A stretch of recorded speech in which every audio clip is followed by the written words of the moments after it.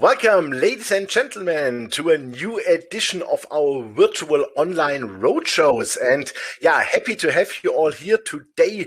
We have for the first time a company which is even not yet listed, but already a successful spin-out tier 1 silver, and with us is here in the middle Peter Dembicki, the CEO, and we have also last minute we got Dave Smithson, the Senior Vice President of Exploration. Good morning, guys, to Canada. How are you? Good morning. Thanks for having us. Thank you. Yeah, great to have you guys here. Thank you very much. It takes a little bit because we have over 300 people registered. That is fantastic. And we will start in a second. But first of all, also for those people who are the first time here with us, my name is Jochen Steiger. I'm the founder and CEO of Swiss Resource Capital and also the founder and chief editor of Commodity-TV. And it's my honor and pleasure to moderate this session and to be your host here. Also, let me please make some notes at the beginning here. We are fully complying to the European data security law, as also Switzerland and Great Britain, of course. So nobody can see each other and nobody can see the names or the emails. As we want to have a very lively discussion afterwards in the Q&A, please write your questions in the chat function, which you see on your screen. Would be great to get your questions. I already know 2 questions which a lot of people will ask, but we come to that later, and one is the listing, that's also for sure. And Peter and Dave know about it all, of course. And yeah, please fasten seatbelts. We will start here in a second. I will make sure that we have the presentation here up. And yeah, pleasure. And I would say, Peter and Dave, the floor is yours. Thank you. Thank you, Johan. Thanks for having us on your show. And I'm lucky to finally be a part of your show because after watching it so many years on the retail brokerage side, so great to be here. Thank you very much. So I'm sure many of your followers and a lot of followers of Tier 1 have a basic understanding of how we came to be. So I know that's not what they want to hear from the presentation and from our origins, so I'm not going to spend too much time on that. I'll do a quick high-level overview of how we came to this point. And then, really fortunate to have Dave on the line here that for anyone that really wants to see the size and the scale and why we're so excited about this asset, Dave will be able to talk a little bit more into the technical side of things for anyone that has any questions regarding the target. So here we are, Tier 1 Silver. And, the team that originated and founded Tier 1, as you know, it came from a spin-out of Auryn Resources. Auryn was a publicly traded company up until October 9th of 2020, after which it split into 3 separate companies. Fury Gold, which is currently trading on the TSX under FURY, Tier 1 Silver, ourselves, which is very, very close to being listed, and Sombrero Copper, which you will all hear a lot from Ivan, I'm sure, as we lead up to that being listed this summer. So the team behind it, Ivan Bebic, Sean Wallace, we know them as having multiple discoveries in good and bad markets, obviously with Keegan and Caden Resources being sold in one of the worst markets that we've seen in the mining district, so for over 200 million. So we're dealing with a team here that knows how to make discoveries and not only find them, but how to deal with them and how to hand them off successfully. So here we are with the spin out. Fury, as we know, is a listed company. Sombrero to come later this year, and Tier 1 Silver, we are very close to being listed on the TSX Venture. The strength of our company and what gives us so much confidence and pleasure talking about our assets is our management team and our technical team. I spoke about Ivan and Sean previously. I'm the last addition to this company. I feel like I'm coming in at very late stages of what has been 4 or 5 years of building Kuribaya to this point, which is our flagship project. So to have Dave Smithson, that's been working on this nonstop for the past several years, and Michael Henriksen overseeing it from Vancouver, I'm the last piece of the puzzle to come in. And from a corporate standpoint, we really have it all together. And of course, Ivan and Sean being very close to us and in the background. So again, our technical team is one that we spend a lot of time talking about because we are proud of it and we have so much confidence in them. David and Michael, they both come from Newmont. So really they are providing exploration techniques and techniques that no one has seen and usually that are only employed by the majors for an exploration team. So we're super excited to have them, and I'm fortunate to have been able to join the team as well. So great team on the ground here in Vancouver, an exceptional team currently on the ground in Peru, making things happen for us. So we don't need to get into too much of why Peru. Obviously, it's such a vast, mineral-rich resource country that remains, for the most part, unexplored. The third largest producer of silver in the world, the sixth largest producer of gold, second largest producer of copper. These are some of the largest copper, gold, silver mines in the world that are located all around us. So really, this asset couldn't be better strategically placed if we had to write the story ourselves. So now I'm going to pass it off to Dave Smithson, our SVP of Exploration, who's on the ground in Lima, and as he's preparing the drilling and everything for Kuribaya, and he'll go and walk you through our flagship project. Thank you, Peter. Good morning, everybody. This is a really, really cool slide to start on because what it shows is the area in which Kuribaya is located. It's in southeast Peru, and it's nearby some really big metal giants in the form of Tocopala, Quellaveco, and Cajone. And this is a really special part of Peru historically because these systems occur only 50 kilometers to our northwest, and then they reoccur to the southeast when we cross the border into Chile. So people have been looking up and down this part of Peru for basically since the 60s when these were discovered, looking for another one of these metal giants of the Paleocene era, which is a prolific time period in geology and in mineral deposit formation. It's a prolific time period all the way up and down the Americas. So people have always been interested in this area, and they've always looked to this section of Peru for one of these big giants. What we did in 2015, 2016 was to prove whether or not actually something was there. And we set about doing a systematic screen of that ground from basically the Chilean border all the way up to those giants to the northwest. And we did a geochemical screen, a uniform screen of how endowed sections of that piece of the earth are. And fortuitously, it took us into where Kuribaya is. And it took us into a place where we eventually showed that there was a system there. But it also took us into a place where there is incredible infrastructure. And why is that important to us? Well, it makes our exploration discovery thresholds doable. I mean, we need to be able to find mineral deposits and find resources that are in places where mining can actually occur. And where the StreamSed survey took us, the most anomalous piece of ground fortuitously is only an hour and a half from the city of Tacna, which is 300,000 people. It has an international airport. And it's just off the Pan American Highway, which stretches from Alaska all the way to Patagonia. So it's in a really accessible place. In addition to that, we need to supply power if it's eventually going to become a mine. Just to only 12 kilometers to the north of our land position, there's a hydroelectric station. And to our west, we need to be able to get the ore transported out. So it's all there. There's a port to our west. There's two ports to our west. As I mentioned earlier, this has been a place that people have been interested in for a very long time. And you can see the land position in general is staked up by big players in the game. Vale's in there, BHP, and specifically Southern Copper. And you can actually see the pit. It's kind of hard to see. Yeah, Johan, if you could highlight next to Tocopala there's a little shaded area next to the Tocopala label in the left-hand top quadrant of the slide there. There's Tocopala. Yep. Yeah. So right under where you drew the line, there's a looks like a pit. No, back right to the right of Tocopala.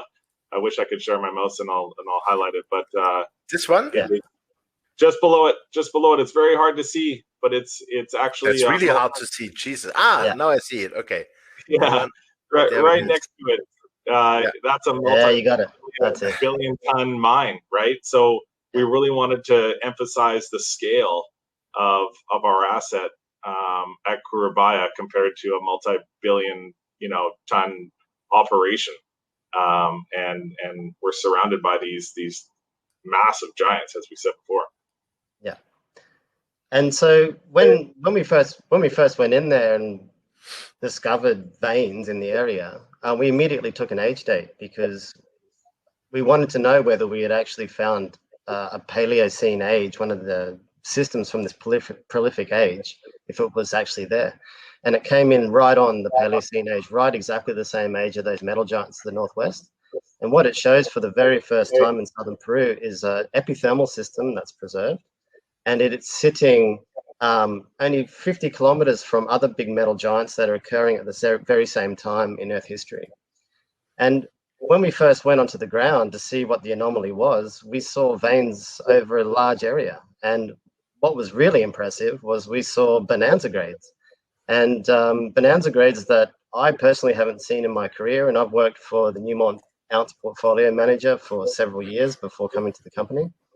And I've looked at a lot of grade, and this is exceptional.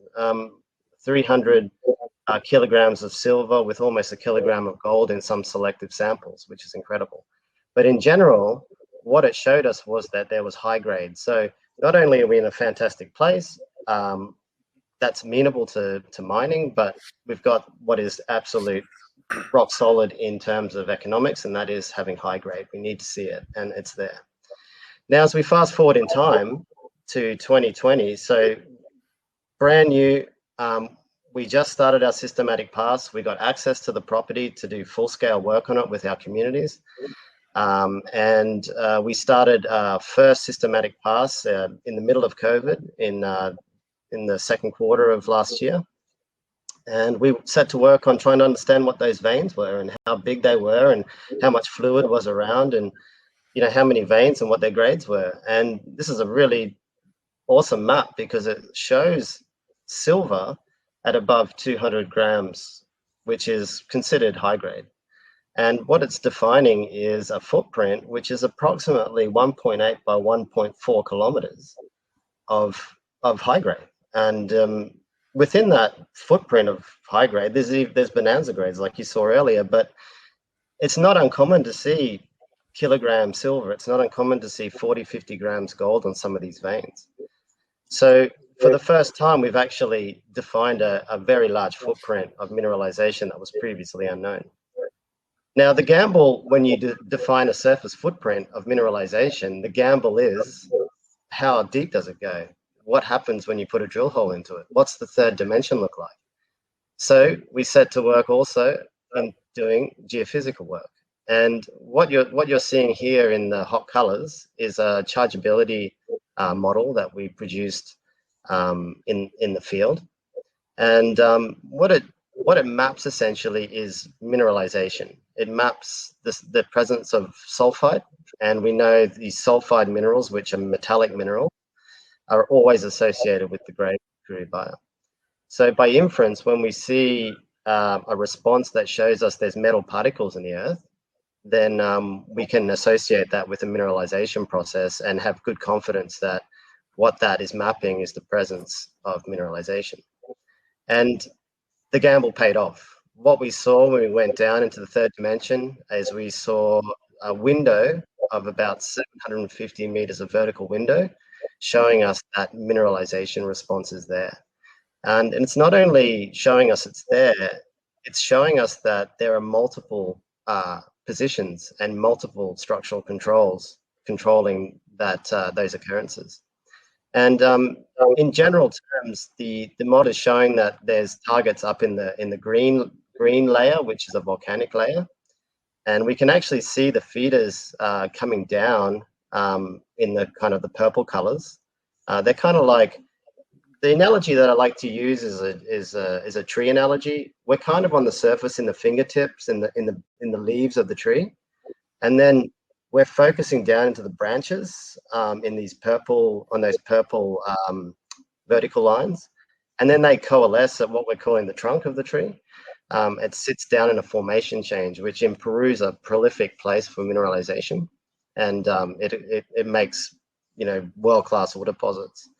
So when we realized originally, oh, we're in the right age, oh my gosh, there's a large footprint of mineralization, and now we see in the geophysics that there's a geophysical target that's on the kilometer scale, and it sits directly below the footprint of mineralization on surface. The last thing that we see, we also flew a magnetic survey, which can map things like intrusions. And usually these types of silver gold vein systems are associated with magmas and some kind of intrusion.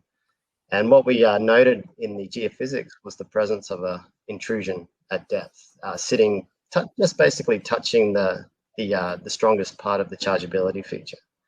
So with what we think we have is a completely preserved Eocene system with the scalability and the size and the grade to make something exceptionally world-class. So, Johan, and to everybody, all the followers listening, we could spend hours on this slide alone because it just reveals so much of the scale, the quality of what we think we have and what we're going to go after. And with each and every drill hole, it really is able to grab multiple targets from the vein mantos on surface in the volcanics as it would lead down through the branches, as Dave explained, through the labra, and then right to the heart of the chargeability. And then last but not least is this possible, you know, porphyry below the system that's driving everything.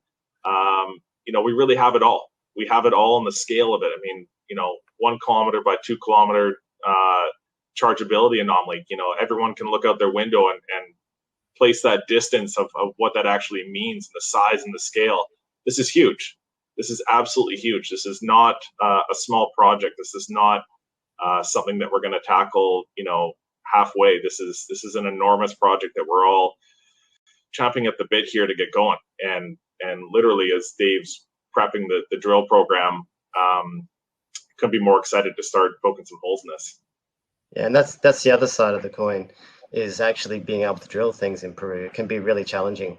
And Kuribaya's had no headwinds in terms of community. It's free of archaeology. There's no agriculture, there's no livestock in the area, and there's nobody living in the area.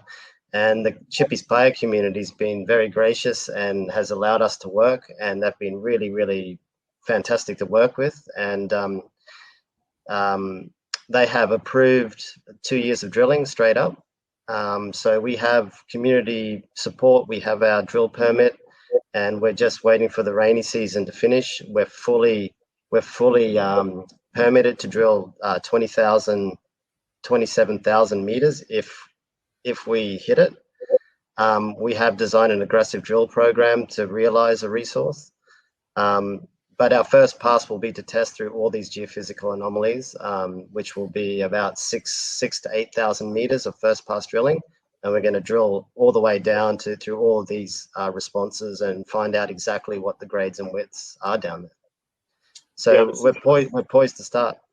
Thanks, such Peter. a large scale, and as Dave said, you know, our permit provides us with 20 drill pads, 2 holes per pad. We're budgeted for 27,000 meters of drilling, you know, and it's going to take that or more for us to walk away from this. We know the scale of this thing, and it's going to take 1 drill hole to make everybody extremely happy and take this thing to the next level. So we know these things can take time, and some of our mentors, some of Dave's mentors in the geology world, they've stated there's something there. You just guys have to be patient to find this thing. So we're obviously hoping for day one to nail it, but we're going to be patient and because we're that confident in the asset. Mm-hmm. So Johan, this is really the heart of Tier 1. This is our flagship project. This is something that we have our permits. You know, they told us it was going to take 12 months for us to get our permit. We got it in 5. It speaks to the team that we have in Peru, doing our community relations, land negotiations, dealing with the Ministry of Mines. So it is such a great team to have, such a well-respected team on the ground in Peru, as well as here back in Canada, with the team that we have in place. And so we do have other assets in our portfolio. This is a portfolio approach. We're always going to be working on that in the background, always ensuring that we're providing more projects for tier one shareholders. As we develop those out and more results come through, we will share those and be happy to share those. But really the focus right now is Kuribaya. We do have one other large, very exciting silver play that we're right at the end of acquiring. And we will announce that ASAP, but it's going to fit right in between Curibaya and Emilia as far as progress and where we are on it. So continuing to bolster. We're not going to throw all our eggs in one basket, although we sure love our chances with Kuribaya. It's going to be a really, fantastic time. We can't wait to get going. As most of your followers and our shareholders understand, we are a spinout of Auryn Resources, so we inherited 112 million shares from our parent company. We raised $13.5 million at the beginning of March. I believe that closed. So we do have 125 million or so shares out. The last thing we raised that was at $1 per share with no warrants. So that brings us to 125.7 million market cap. And we are going to be listed very soon. I know that's going to be one of the questions that everyone wants to know. And, I will try and provide my best answer for that, of course. Fantastic. That's it, or is more to come? That's it. That's what we're going to focus on. Okay, super. It's a world-class undrilled asset. We are so excited to get going. I know the world is watching us and they see the potential that we see as well. So yeah, it's going to be an exciting time. Super. Fantastic. Dave and Peter, thank you very much for the presentation. We stop the slides here and then let's move to the Q&A. Yeah, as you can imagine, we have approximately 30 questions about the listing, but I think you addressed that already. So can we say that within the next 2 to 4 weeks, hopefully it's done? Hopefully. Yeah, that's it. I mean, if I had the date, trust us, you're going to hear from us. You're going to hear us screaming it from the rooftop. So, where we are with the exchange, we're a spin out of Auryn, right? So when they look at tier one and all the tier one assets in the portfolio, they go back 4 or 5 years. And they look at community agreements, contracts, sub companies in Peru, and they really, translating it from Spanish to English. So they go back and they dig in and they're doing their job. The exchange is doing their job to ensure that shareholders are protected. So I hand it to them there. They sure are doing their job, but it is tedious stuff. And, to let everyone know there's nothing holding us back that's of magnitude, that's serious. It's just little formalities. And so, which makes it even more aggravating for us because we want to get going. But, I want to make this very, very clear. We're not going to commence drilling until we list.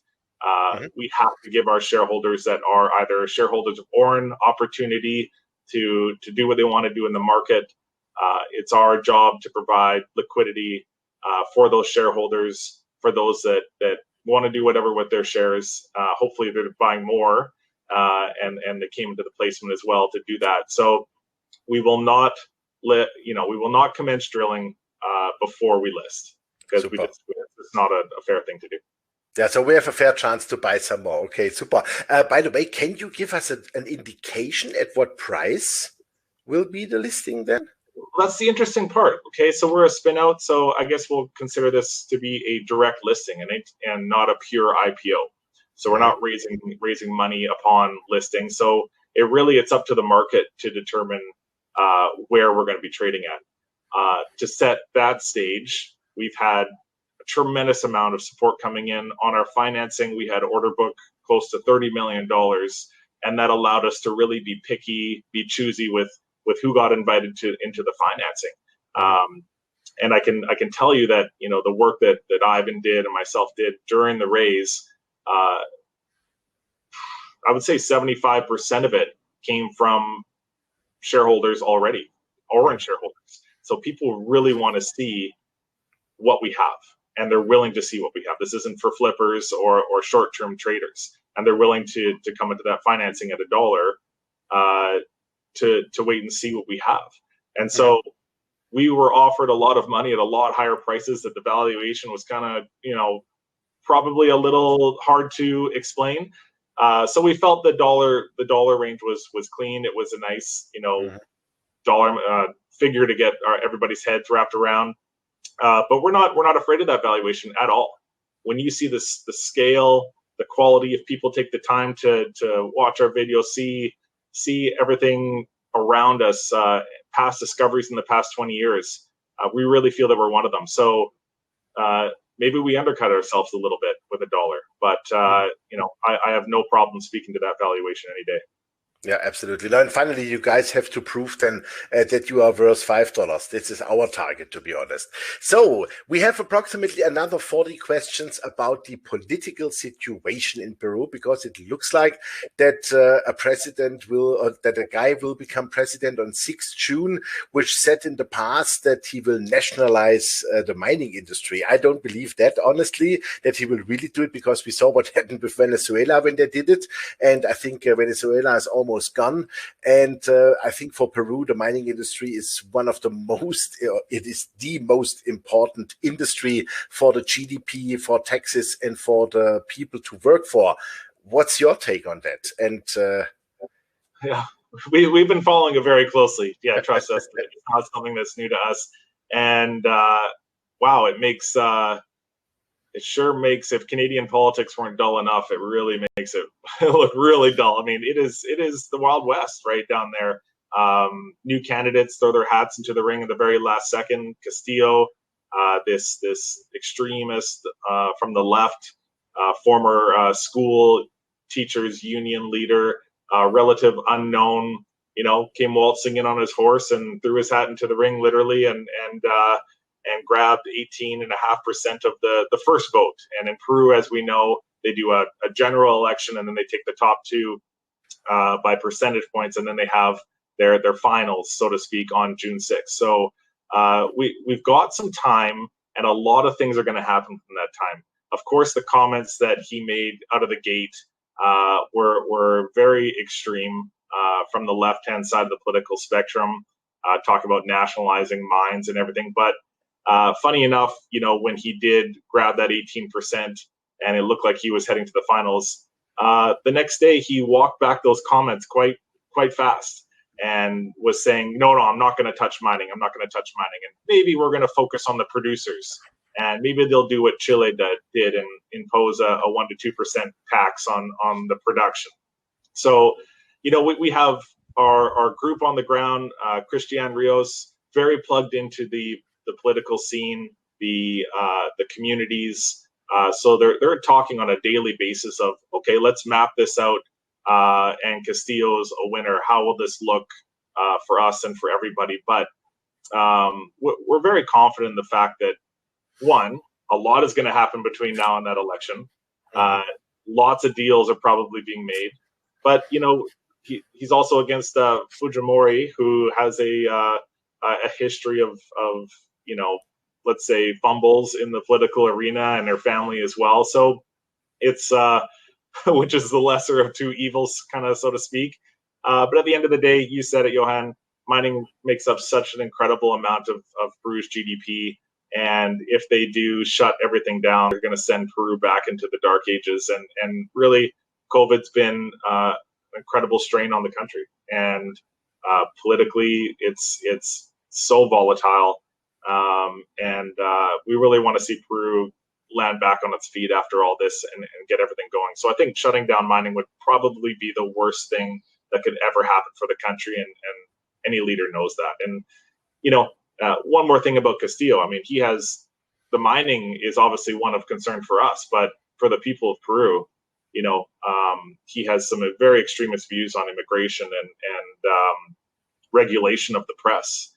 These are some dark commentaries, right? This is something that you have to be really concerned about just for Peru in general. So Yeah, I think at the end of the day, everything's going to work out, and we have to act and move forward as if we're not delaying anything just to be watching the election, so to speak.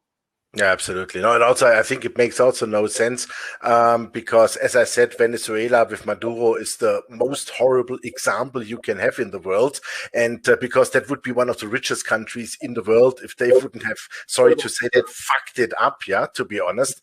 And I think the Peruvians are much more intelligent than this. Yeah, let's come to your beautiful company and also to your properties. We have an Italian shareholder here who's working in the background on our other projects. And so again, the portfolio approach that we've taken on, we get a lot of questions. Well, if Kuribaya is so great, Peter, Ivan, Dave, why are you even bothering acquiring other properties? Well, we're doing that to bolster the portfolio. One thing is for certain, knowing from speaking with Sean and Ivan and the team, we are not interested in doing another spin out. It has provided a tremendous amount of work and headaches for everybody. So if we are fortunate enough to be in a position where we get to someone who really likes Kuribaya for a certain price, we'll sell it, and then we'll focus on our next project to constantly give tier 1 shareholders value down the road. So not interested in spinning anything out. So Dave, I know Dave, you've been on the ground, and Dave's on the ground in Peru right now. Can you speak a little briefly about Coastal and Emilia and what's happening there? Yeah, I'd like to begin with the Coastal Batholith because Kuribaya is a good example of what happens when you screen ground. We generated that project ourselves, and that's why we have the biggest seat at the table and everything's ours, and we don't have to deal with anybody. We don't have a minimum expenditure. We just put all of our money into drilling and realizing the opportunity. That philosophy of being early and understanding things early and getting the best ground is still happening in this company. We are actively screening across 3 other belts currently, and we've got our work set for us in to the north. We've stayed down low on the coast where we know we can find things. We know that the communities will work with us. So we're deliberately focusing our work into opportunities where we can actually capitalize on that opportunity later on. And Kuribaya is a good example of what happens when you work close to the coast. So we are generating our own projects in the back. So we've got that going 24/7 all year round. We never stop screening. We never stop understanding where the opportunity is. In addition to that, we also actively seek projects that are already existing, and we evaluate projects constantly. And Emilia is a good example of what happens when you put the legwork in and you just keep looking and keep screening and keep reviewing projects to try and find the very best opportunities with new ideas, with new concepts, with new ways of looking at what other people have left behind.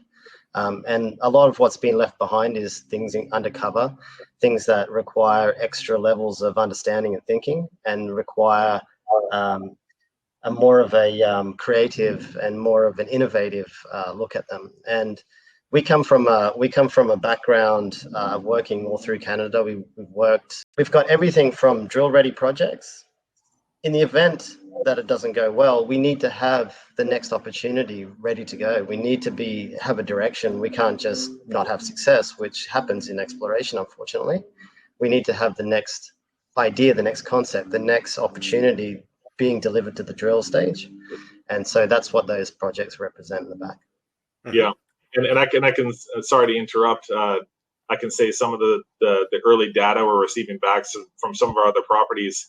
These are standalone projects that a lot of exploration companies listed on the venture or the CSE or TF that they'd be more than happy to have. So we're excited. Obviously, Kuribaya is our focus. We have our permits in hand. We have our access in hand, and actually taking a closer look at the Kuribaya map. We've actually identified a few more targets on that property alone that might identify a larger porphyry target. So we're not done with Kuribaya just where we found all that high grade. We're going to keep working it, and we're going to make sure every corner of that property is explored. Okay, super. Let's stay now with Kuribaya, please, because we have several questions to that. I tried to put them a little bit more into the context here. First of all, how many rigs do you think you will use when you can really start to drill? How fast can you set up to drill? Meaning a little bit like, what is the step-by-step exploration plan? You have said that the first pass drilling will be 6,000 to 8,000 meters. You have permits for 27,000 meters, if I heard that correctly. And you have the permit for that. So let's put it that way. Let's assume you are listed by the end of May, just an assumption for the regulators, forward-looking statement. And let's assume everything goes the nice way. How fast can you start? How fast and how, let's say, intense can you start the drilling, and how deep do you want to drill? Yeah, Dave, I think I'll pass that one to you, because we have been working the last couple of weeks on our targeting models, which we can't wait to share with everybody as well. So, Dave, why don't you talk to the depth and the speed and where we're at? Yeah, as soon as we get permission to start work, it's just a question of finishing the road access into the first hole, which is pretty much probably 80%, 85% done. We have been maintaining our access to our camp all through the wet season. Fortuitously, this year the wet season's been mild, so our access has been fantastic. So we know where hole one's going. It's going to be in a really accessible spot, and it's just a question of opening about 3 kilometers of access, and we'll start spinning the rig immediately. Okay. In terms of depth, we're going to drill all the way. We're going to drill out some of our deepest holes early and understand what those responses at depth really mean. So we're going to test through all the levels early. Okay, so that would mean like 700-800 meters. The holes will drill down to 650 meters. So the first 5,000 meters will be on about 7 or 8 or 9 holes. And once we've drilled our first 10 holes, we will have drilled basically through all of the different geophysical combinations to understand them. And that's why we're starting with one rig. We're starting with one drill rig that can penetrate about 100 to 120 meters a day. And we're just going to plow those holes down, keep testing, keep drilling.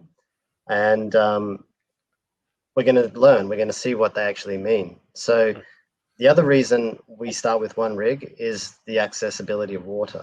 That's a big restriction in this part of the world. It's a desert. We're actually on the edge of the Atacama Desert. So we're in an extremely dry place. So water is a real commodity and a real resource. So we have to be very careful with it to reduce costs. And so we're going to start with one drill. And if we have success with that, it'll just be a question of how much water we can get. So that means the drill infrastructure is then also set up already, right? What you need. Yeah, we've got, we're using a mobile drill rig by a provider that works all through the Americas. And it's on a track mount, and you just have to get a bulldozer, make a small pad, about 10 by 10 meters. And then you just drive it up onto the pad and off you go. And then you hit it. Yeah. Super. Okay, then there is a question to the geologist from Newmont Mining. Could this be a target for Newmont Mining? Let's assume you are super successful. And also several questions. Could you then imagine to develop Kuribaya by yourself or to sell it to a major, joint venture it? So I would say it's the Newmont question. Yeah, I'll answer the first part of that question. Okay. Yeah, I mean, we view the target as a world-class target. We know we're in that prolific time period, and we see the scalability in the geophysics, and we see the grades and the footprint on surface. So is it a target for Newmont? Maybe it's a target for any major. It's an opportunity that you don't see often. The scale. Future.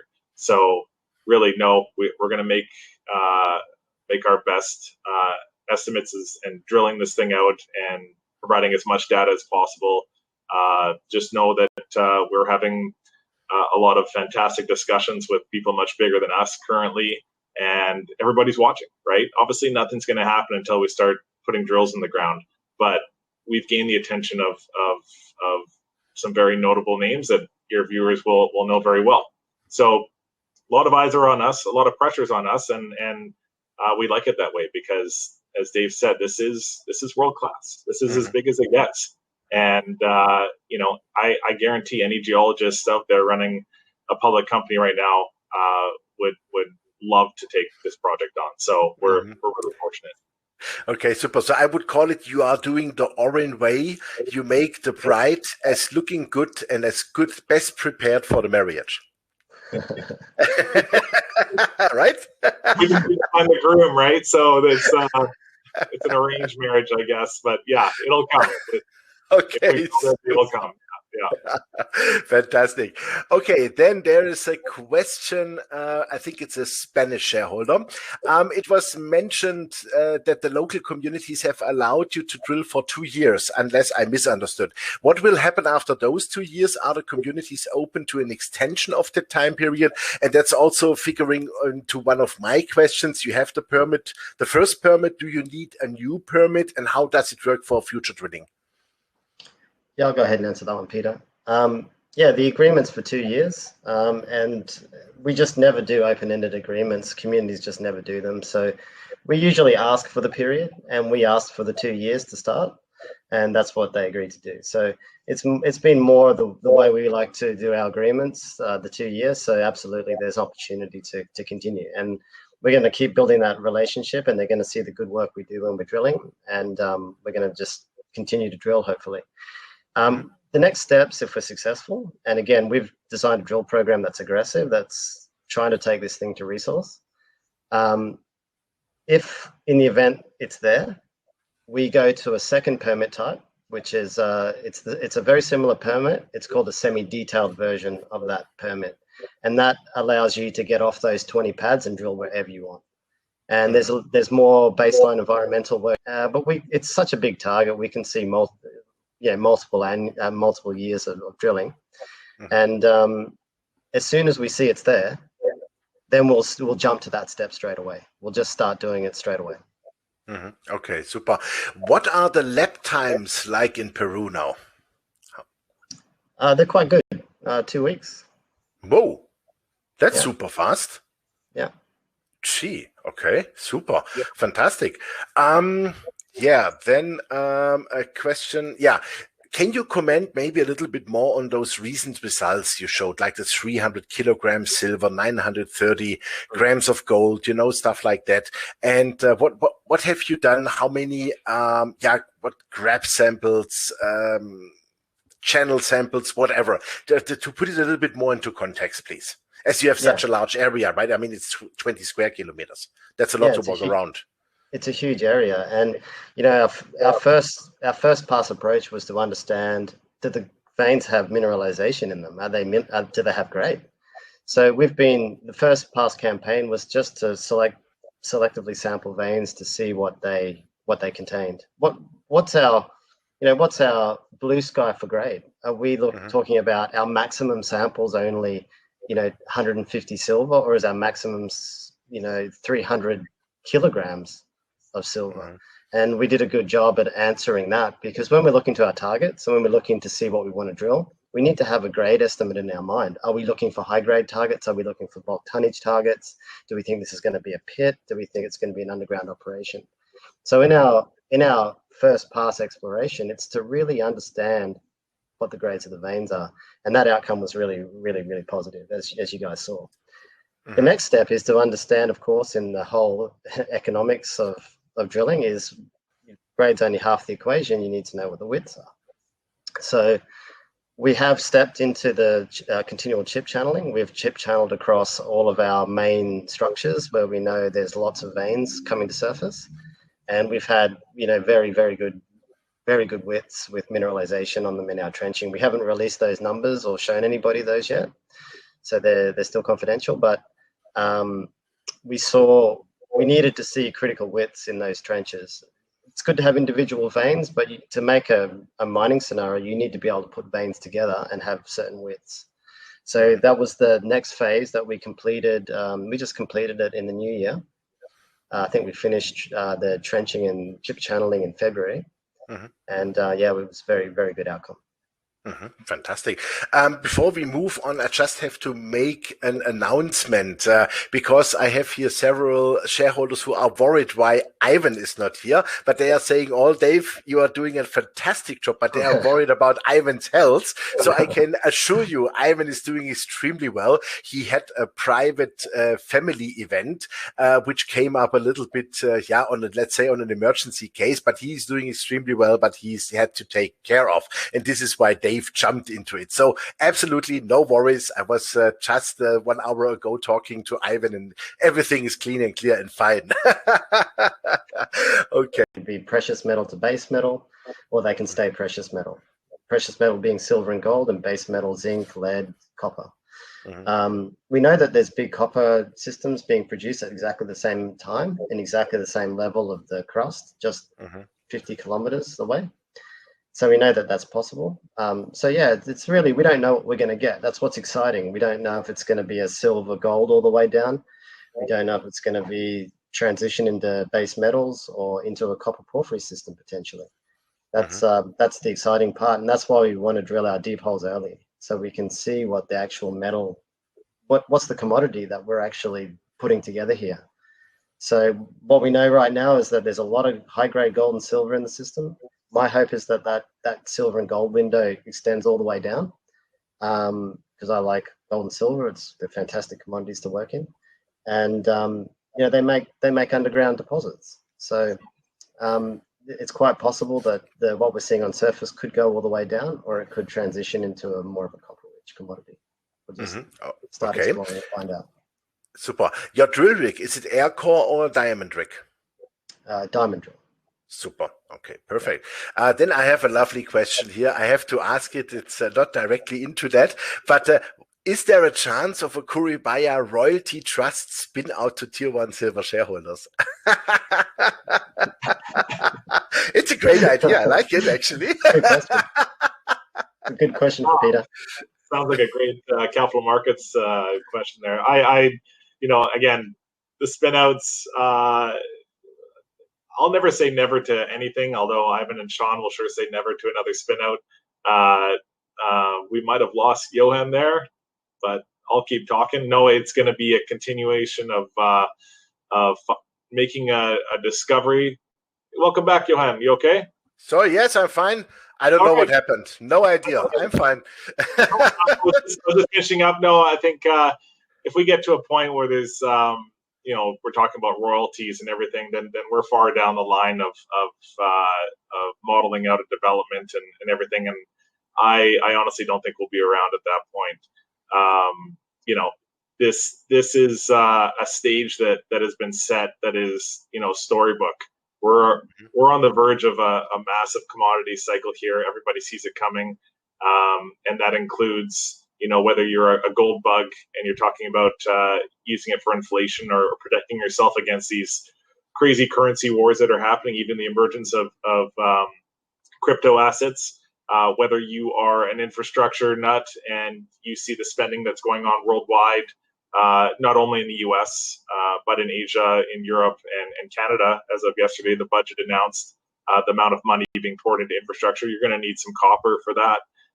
The amount of copper available, it's tight, and that's why Goldman Sachs came out with an $11,000 US copper target, which is extremely heavy as far as prediction. And then obviously for us silver bugs, wow, what a backdrop we have.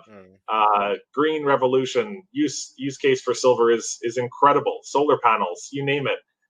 Electric vehicles require 2 times the amount of silver that any other cars currently use. Power tools, lithium batteries, and everybody's phones and computers. So, you know, we're really fortunate. The timing is lining up incredible here, and if we have even a fraction of what we think we have at this asset, we're going to be in a really good spot, and shareholders are going to be extremely happy with us. Fantastic. So, Unfortunately, we lost some of the questions here. I don't know what happened. Maybe there was in the US with the server something. But as said, you were saying 27,000 meters is the drilling. Can we expect out of this maybe a first resource, or is much more drilling required? Yeah, it's going to be a lot. We'll get a geological understanding, geological back of the envelope on our first pass of drilling, most probably. The drill program set it at 100-meter spacing, so theoretically you could get a resource out of it, but it would just be an inferred resource. So in these types of systems, they're pretty drill intensive. You usually have to drill them down to 50, 25, even less meter spacing to realize what their resource really is. So these are things that develop over years. We're talking in the range of, to define a resource, more than 300,000 holes potentially. I mean, that's what these systems actually ultimately take.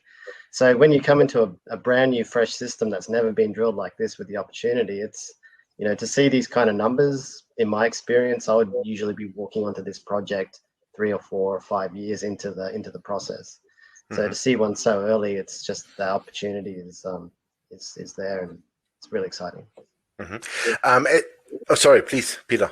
Well, I was just going to say, Dave, you know, this is pristine, untouched, virgin territory here. We're not trying to revive something that happened years ago or decades ago even. We're not trying to, you know, find a pulse on something that somebody worked on, you know, years in the past, and try to replicate some okay grades. This is it. Like we're going for a discovery, a true discovery, and we know everybody's watching. So yeah, it's gonna be really interesting. I can see why geologists and Dave is so excited. Right? This is it.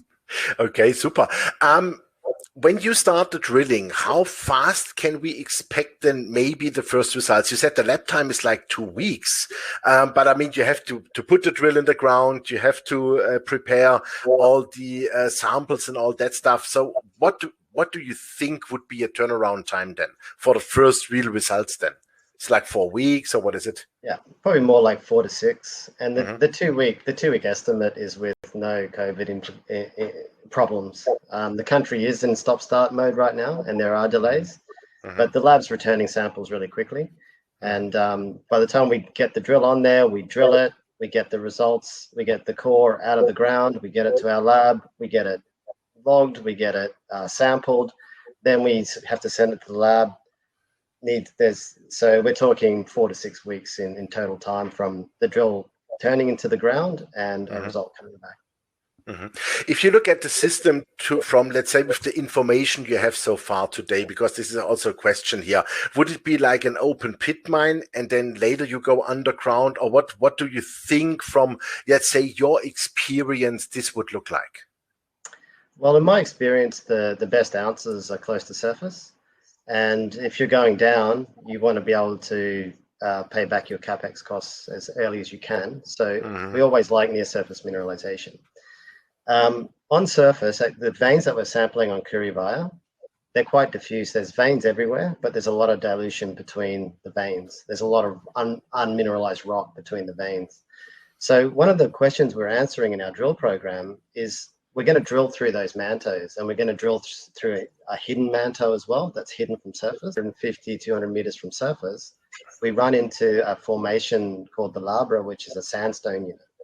And that, we think, is focusing all of the fluids into like narrow channels that could be really high grade. So we're seeing high grade potential underground targets below that. And then ultimately at the heart of that geophysical anomaly, where it's the most strongest, it would be a similar target type, an underground high-grade breccia or high-grade disseminated body at depth. So the drill program is always drilling at least 2 or 3 different targets in every drill hole. To answer those exact questions, what are the economics? Could this be a pit? Could it be a pit that leads to an underground decline? And we could see a decline at the bottom of a pit going into taking high-grade veins at depth. They're the early questions we have to answer with the drill. Absolutely great. Do you focus with Tier 1 silver strictly only on Peru, or could you imagine also to move outside the country to look at good projects? The focus now is 100% on Peru. Never say never. I mean, to bring value to shareholders, we're never going to pass up on a project that we see as mind-boggling or something we can't afford not to grab. So never say never. The focus right now is Peru. We have a tremendous portfolio of projects that are all looking like they could be world-class targets. So we have our hands full right now. But in the case that something comes along that is maybe across the border in Bolivia or Chile, we're always open to look at it, of course. And if it's going to provide value to the company and to our shareholders, we'll always consider it. And so the question is, focus is on Peru, but we're always open-minded. Okay. How did it come that Newmont is such a large shareholder? Are they already looking for it? We're inheriting Newmont, fortunately, and they've been fantastic shareholders to date. So they came from the Auryn side of things, and are still strong shareholders. So how did they come to be? Well, Dave, you could probably speak to that from the Auryn days. Yeah, it came through actually the Goldcorp. Goldcorp did a strategic investment in Auryn in 2017, and when Newmont took over Goldcorp, they inherited their block as well. So we all know the Newmont folks. We've worked with them; they know us, and they've maintained their block. They know they've got a good opportunity here. Yeah.